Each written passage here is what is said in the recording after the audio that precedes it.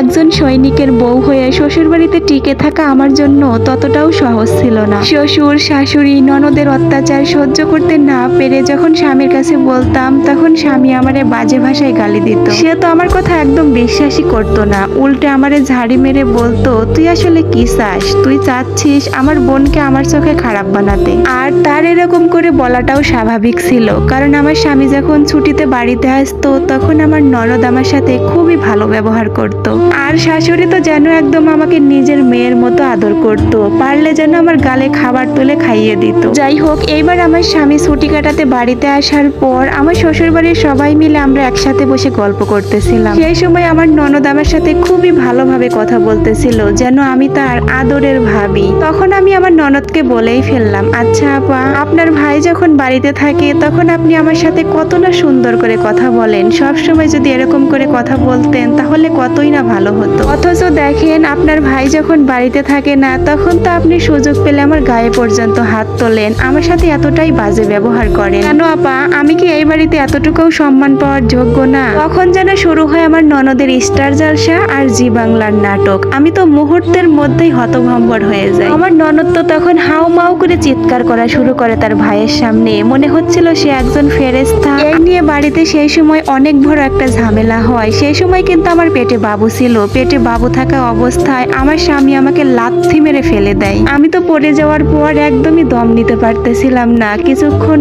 পর অনেক কষ্ট করে উঠে দাঁড়াই। আমি পড়ে যাওয়ার পর কেউ কিন্তু আমাকে একটাবার ধরতেও আসেনি। যখন অনেক কষ্ট করে উঠে দাঁড়াই তখন আমার স্বামী আমার চুলের মুঠি ধরে ঘরে নিয়ে আসে। এরপরে ঘরের দরজা লাগিয়ে দিয়ে আমার স্বামী আমাকে আচ্ছা মতো মারে। এইটুকু বয়সে স্বামীর হাতে যে জীবনে কতবার মার খেয়েছি তার কোনো হিসাব নেই। যাই হোক, তারপরে আমার স্বামীর ছুটি কাটানো শেষ হলে সে তার ডিউটিতে চলে যায়। এরপর আমার ননদও তার শ্বশুর বাড়িতে চলে যায়। আমার পেটের বাবুর বয়স যখন 6 মাস তখন আমার খালা শাশুড়ি হঠাৎই একদিন আমাদের ফ্যামিলির সবাইকে দাওয়াত করে। সেই দাওয়াতে আমি, আমার শাশুড়ি আর আমার ননদ গিয়েছিলাম। আমি যেহেতু সেই সময় কিছুটা অসুস্থ ছিলাম, খালা শাশুড়ির বাড়িতে যাওয়ার পর খুবই ক্লান্ত লাগতেছিল। এই জন্য খালা শাশুড়ির বাড়িতে যাওয়ার পর আমি কিছুক্ষণের জন্য ঘুম আসছিলাম। তারপরে হঠাৎই অনুভব করতে পারলাম যে কে যেন আমার মাথার চুল ধরে টানছে। এরপর আমি ঘুম থেকে ওঠার পর দেখলাম আমার মাথার চুল কিছুটা আগা থেকে কাটা, অথচ আমার বিয়ের পর আমি কোনোদিনও আমার মাথার চুল কাটিনি। যাই হোক, এই বিষয় নিয়ে ওই বাড়িতে আর কোনো রকম কথা বাড়ালাম না, কারণ আমি কি বলবো আর কি থেকে ঝামেলা বাঁধাবে তারা,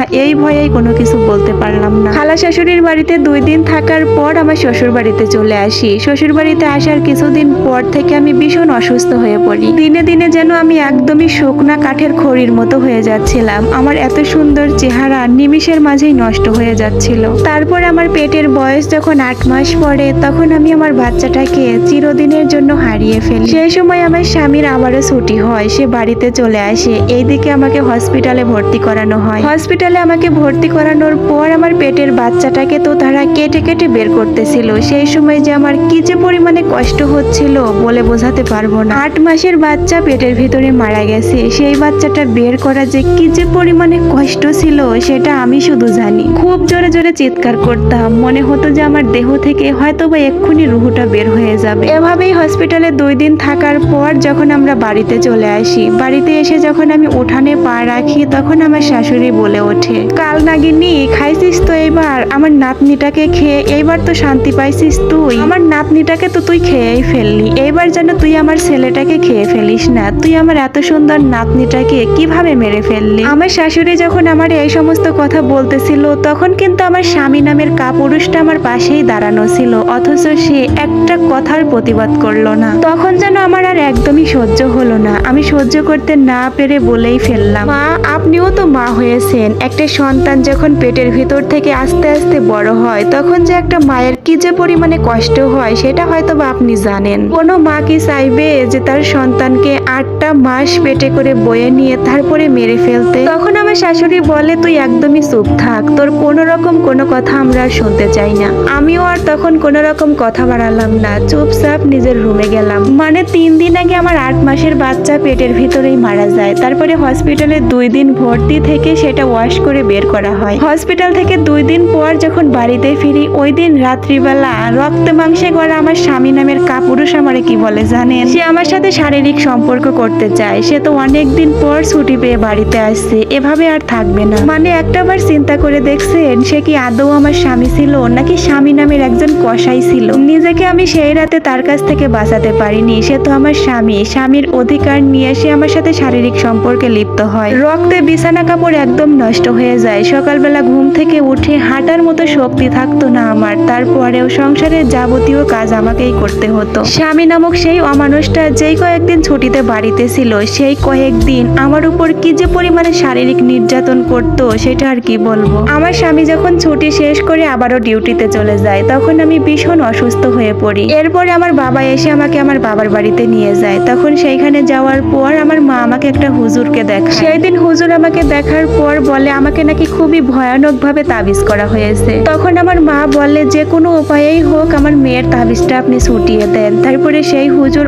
অনেক কষ্ট করার পর আমার তাবিজটা ছুটিয়ে দেয়। তারপরে আমি আস্তে আস্তে স্বাভাবিক হওয়ার চেষ্টা করি। তার কিছু মাস পর আল্লাহর অশেষ রহমতে আমি আবারও কনসেপ্ট করি। তবে আগের বার আর কি, এইবার যখন আমার মাতৃকালীন সময় চলে তখন যে আমি কি যে পরিমাণে কষ্ট করেছি সেটা বলে বোঝাতে পারবো না। বলতে গেলে মাসের 30টা দিনই আমি অসুস্থ হয়ে থাকতাম। তার উপর স্বামীর অত্যাচার, শ্বশুর শাশুড়ির অত্যাচার তো লেগেই থাকতো। যখন আমার পেটের বয়স 7 মাস তখন আমার স্বামী মোট 1 মাসের ছুটিতে বাড়িতে আসে। এইবার সে 1 মাস বাড়িতে থাকে। এই একটা মাসে পুরোটা মাস সে আমার সাথে শারীরিক সম্পর্ক করে। আল্লাহর দিনে একটা দিনও সে বাদ রাখেন। সেই সময়টাতে কিন্তু ছিল আমার প্রেগনেন্সির 7 মাস। যাই হোক, দেখতে দেখতে আমার ডেলিভারির সময় চলে আসে। তারপরে 2025 সালের ডিসেম্বর মাসের 26 তারিখে আমাকে সিজার করা হয়। আলহামদুলিল্লাহ আমি একটা ছেলে সন্তানের মা হই। আমার সন্তান যেদিন পৃথিবীতে আসে সেই দিন আমি যতটা পরিমাণে খুশি ছিলাম তার থেকে বেশি কষ্ট পেয়েছিলাম। মৃত্যুর ঘর থেকে আমি ফিরে এসেছি। আমাকে যখন সিজার করা হয় তখন সিজারের কিছু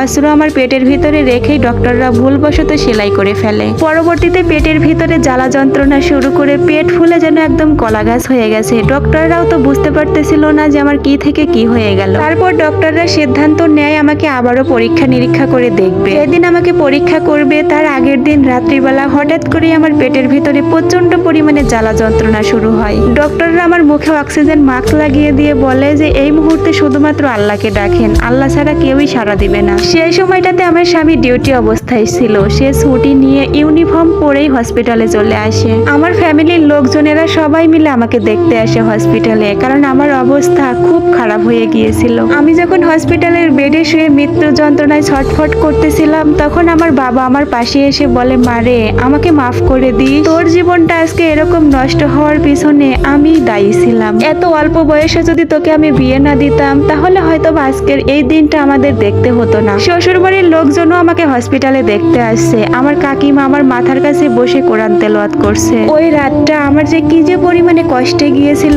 সেটা আমার আল্লাহ ছাড়া আর কেউই বুঝবে না। সকালবেলা ডক্টররা পরীক্ষা করে দেখে যে পেটের ভিতরে সিজার করার সময়ই অস্ত্র থেকে গেছে। এরপরে আবারও সেই সিজারের কাটা জায়গায় সেলাই খুলে অস্ত্র বের করে আবারও সেলাই দেওয়া হয়। তার 2 দিন পর পেটের যন্ত্রণায় নড়াচড়া করার কারণে আমার পেটে ইনফেকশন হয়ে যায়। আমার এই দ্বিতীয় সন্তানটা জন্ম দেওয়া কালে যে আমি কি যে পরিমাণে কষ্ট করেছি, মনে হতো যে দেহ থেকে হয়তো বা রুহুটা আলাদা হয়ে যাচ্ছে। শরীরে তো রক্তও দেওয়া হতো। যাই হোক, এভাবে কিছুদিন যাওয়ার পর আমি আস্তে আস্তে কিছুটা সুস্থ হই। এখন আমি আলহামদুলিল্লাহ মোটামুটি ভালোই সুস্থ। আমার শাশুড়ি তো আমার ছেলেকে নিজের থেকেও যেন বেশি ভালোবাসে। আমার ছেলেকে যেন সে নিজের কলিজার টুকরা বানিয়ে রাখছে, অথচ আমাকেই আমার শাশুড়ি দেখতে পারে না। যাই হোক, তারপরেও আমি তেমন কোনো কিছুই মনে করি না, কারণ সে এখন যতটুকুই করছে এতটুকুই তো আমার জন্য অনেক কিছু, আলহামদুলিল্লাহ। তবে আমার স্বামীর ভেতরে সেরকম কোনো পরিবর্তন আসেনি। সে আগের মতোই আছে। কাজে কর্মে কোনো ভুল হলে গায়ে হাত তোলা, বিভিন্ন ভাবে অত্যাচার করা। যাই হোক, তারপরেও সবকিছুর জন্য আলহামদুলিল্লাহ। সবাই আমাদের জন্য দোয়া করবেন যেন বাকি জীবনে